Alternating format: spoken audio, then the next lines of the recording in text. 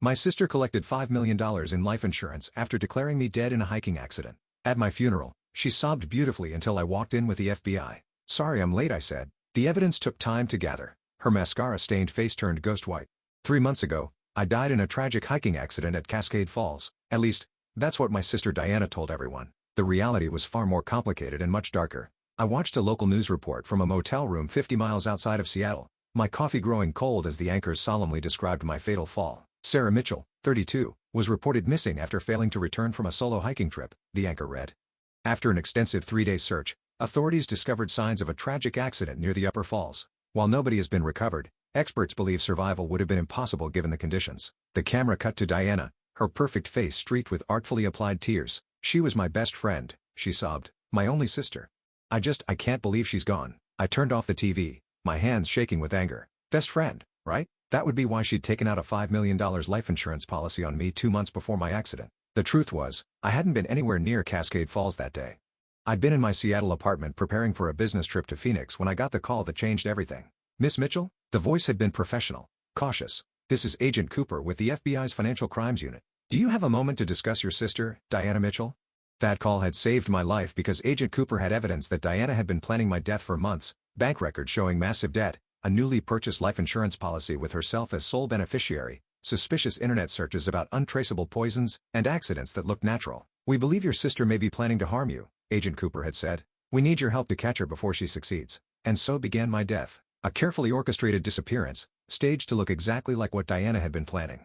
The FBI had helped me vanish, leaving just enough evidence at Cascade Falls to make my accident convincing. For 3 months, I'd watched from the shadows as Diana played her role perfectly, the grieving sister, devastated by loss, but bravely carrying on. She'd even started a foundation in my name, though I had no doubt where that money was really going. Now, sitting in my motel room with case files spread across the bed, I was finally ready to come back to life. The insurance company deposited the funds this morning, Agent Cooper confirmed over the phone. $5 million straight into her account. We had the transfer records and the foundation donations already traced to offshore accounts. Your sister's been busy. I picked up a photo taken just yesterday. Diana at a luxury car dealership, writing a check for a new Mercedes, grieving in style. The funeral's tomorrow, I said. Everything ready? Teams are in position. Just remember to wait for my signal before you make your entrance. I smiled, thinking of Diana's face when she saw me. Oh, don't worry. I want this to be perfect. Perfect. Like Diana had always been. Perfect grades, perfect hair, perfect life. While I was the awkward one, the plain one, the one who had to work twice as hard for half the recognition. Our parents' death 5 years ago had only widened the gap. Diana had gotten the lion's share of the inheritance naturally. The golden child. I'd gotten just enough to start my own business, a small tech consulting firm that had finally started to become successful. Too successful, apparently. Diana had borrowed heavily against her inheritance, making risky investments that didn't pay off. By the time she took out the life insurance policy on me, she was nearly bankrupt. I'd never seen it coming. That's what hurt the most. Even knowing how shallow she was, how self-centered, I'd never imagined she'd try to kill her own sister for money. A knock at my motel room door made me jump. Agent Cooper stood outside, a garment bag over her arm. Thought you might want to dress appropriately for your own funeral, she said, hanging the bag on the door. Inside was a sleek black dress, elegant but understated. Perfect for a ghost returning to haunt her killer. The wires built into the neckline, Cooper explained. Completely invisible, but it'll pick up everything in the cameras. She handed me a pair of designer sunglasses built in. Everything will be recorded from your perspective. I tried them on, studying my reflection. With my dark hair pulled back severely and dramatic makeup, I barely recognized myself. Good. The less I looked like the old Sarah, the more dramatic the reveal would be. Your sister hired someone to help stage the accident, Cooper said, watching me prepare. A local guide who was supposed to verify seeing you on the trail that day. He rolled over on her as soon as we showed him the evidence. His testimony alone would convict her. But that's not enough, is it? I turned from the mirror. You want her to confess? On camera, wearing a wire with 50 witnesses, Cooper nodded. No wiggle room. No legal gray areas. Just pure, incontrovertible proof of premeditated fraud and attempted murder. I thought of all the times Diana had overshadowed me, dismissed me, treated me like an afterthought in her perfect life. Tomorrow, she learned just how big a mistake she'd made in underestimating me. Get some sleep, Cooper advised. Tomorrow's going to be intense. But sleep was impossible. I spent the night reviewing the evidence, making sure every detail was perfect. Bank statements showing the money trail. Emails between Diana and the guide discussing the accident. The life insurance policy taken out with forged signatures and backdated documents. Most damning of all were the text messages we'd recovered from Diana's cloud backup. Messages to her boyfriend, Marcus, laying out the whole plan. Sarah's finally worth more dead than alive. She'd written, once the insurance pays out, we'll have everything we ever wanted. Marcus, to his credit, had been horrified. He'd broken up with her immediately and gone straight to the FBI. His statement was part of the evidence package. Dawn found me still awake, watching the sun rise over the Seattle skyline. In 6 hours, I'd be attending my own funeral. In 7, my sister's life would implode. The church was one of those grand old buildings in the historic district, all Gothic spires and stained glass. Diana had chosen it for maximum dramatic effect, no doubt. The parking lot was already full when we arrived. She'd invited hundreds of people to witness her performance. "Remember," Cooper said as we parked a block away, "wait for my signal. We need her to incriminate herself before you make your entrance." I nodded, adjusting my sunglasses. Through the tiny camera, I could see the funeral guests arriving in their somber best. Many were crying. Diana had clearly sold my death well.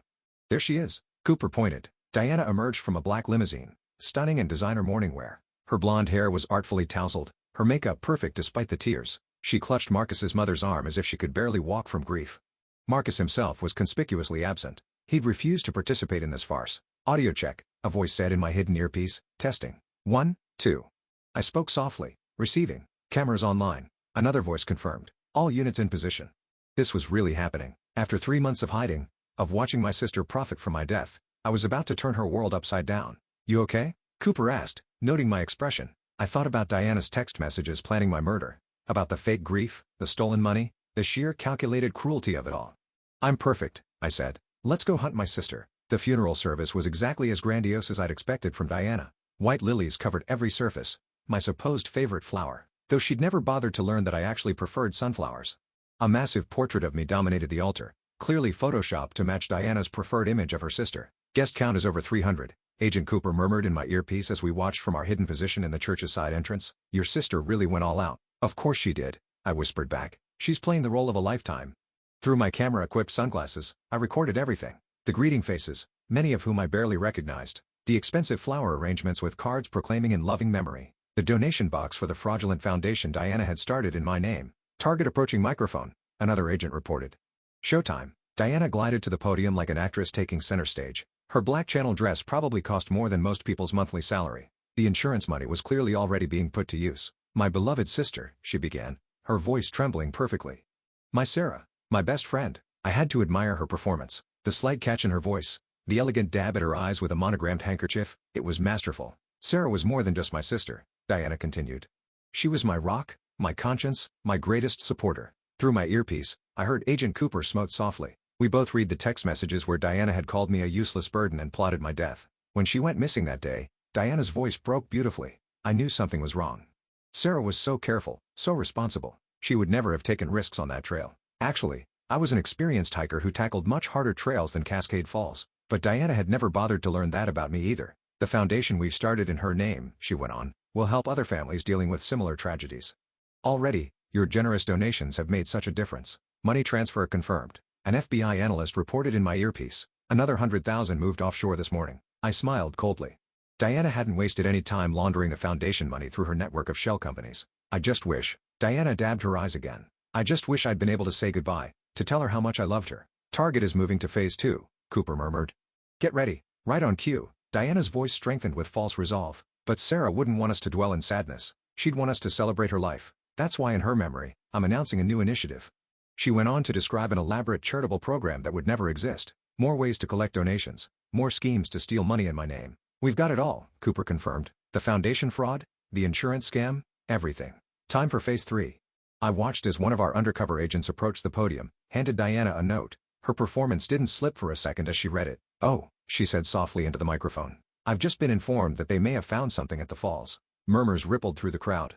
This was the moment Diana had planned carefully, a dramatic announcement that would cement the story of my death and eliminate any lingering questions. "The search teams," her voice shook. "They've discovered evidence, personal items that confirm." She pressed the handkerchief to her mouth. "That confirm my beloved sister is truly gone." The congregation erupted in fresh grief. Diana sank gracefully into her seat, accepting comfort from the wealthy socialites she'd invited to witness her performance. "All units in position," Cooper said tersely, waiting for the signal. I watched through my camera as Diana leaned close to one of her friends, whispering something that made them both smile slightly, probably already planning how to spend more of my insurance money. "The insurance company's fraud department is standing by," another agent reported. "They're ready to freeze the accounts on your word." Diana stood again, moving back to the podium. This was it, the final act of her performance. The part where she would give a touching speech about accepting closure and moving forward. About honoring my memory to her foundation. "Sarah would be so touched by this outpouring of love," she began, "by your generosity, your support. Now, Cooper said firmly. Go. I took a deep breath and stepped through the side door. The first person to notice me was an elderly woman in the back row.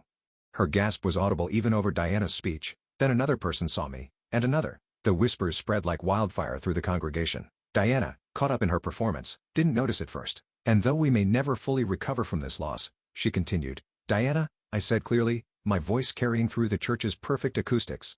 I think you've recovered just fine. The new Mercedes proves that. She froze. For just a moment, her perfect mask slipped, revealing naked shock and something else, fury. Then she screamed.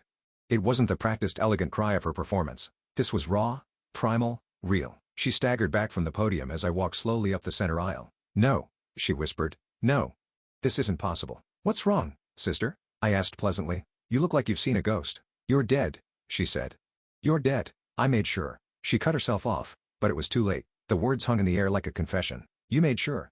I repeated, still advancing. Made sure how exactly? By hiring someone to verify my presence on a trail I'd never visited. By forging documents? By planning my accident down to the last detail? I don't know what you're talking about. She tried to recover. Sarah, I've been so worried. Where have you been? Cut the act, I said coldly. The FBI has everything. The insurance fraud, the foundation scam, the text messages planning my murder. On cue, Agent Cooper and her team emerged from their positions around the church. Diana's eyes darted between them like a trapped animal. This is ridiculous. She laughed nervously. There's clearly been a misunderstanding. The only misunderstanding, I said, reaching the podium, was you thinking you could get away with this? I turned to face the shocked congregation. My sister took out a $5 million life insurance policy on me 2 months ago. She hired someone to help fake my death. She's been stealing donation money through a fraudulent foundation. And now, I smiled coldly at Diana. Now she's going to face the consequences. You can't prove anything, she hissed. I tapped my sunglasses. Actually, I just did. This entire conversation is being recorded, including your little slip about making sure I was dead. The color drained from her face. Miss Diana Mitchell, Agent Cooper stepped forward, badge displayed.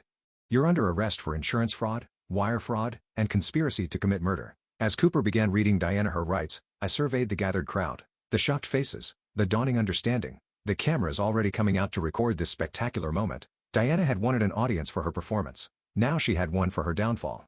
It was perfect. Diana Mitchell, how do you plead? The courtroom was packed 3 months after my funeral. Diana stood at the defendant's table wearing a carefully chosen pale blue suit that made her look younger, more vulnerable. Her attorney had clearly coached her on appearance.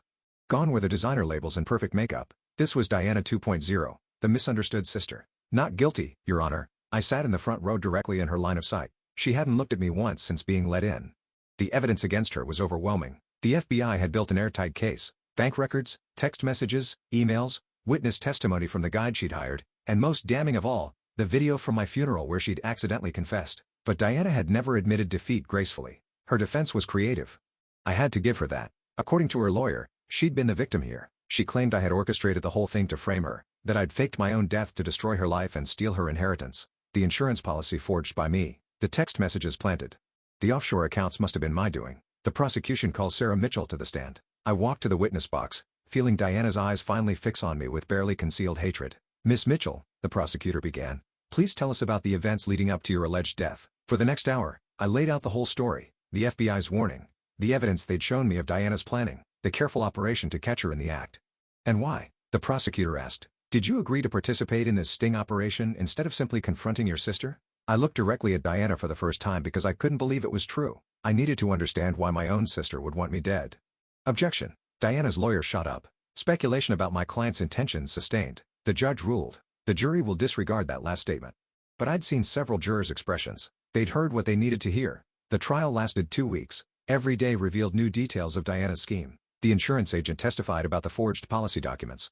The hiking guide described how she paid him to lie about seeing me on the trail. Marcus, Diana's ex-boyfriend, detailed the conversations where she planned my accident. Through it all, Diana maintained her innocent act, tears at appropriate moments, confused looks when damning evidence was presented, hurt glances at me as if she couldn't understand why her beloved sister would do this to her. It might have worked if not for the video. On the final day of testimony, the prosecution played the complete recording from my funeral.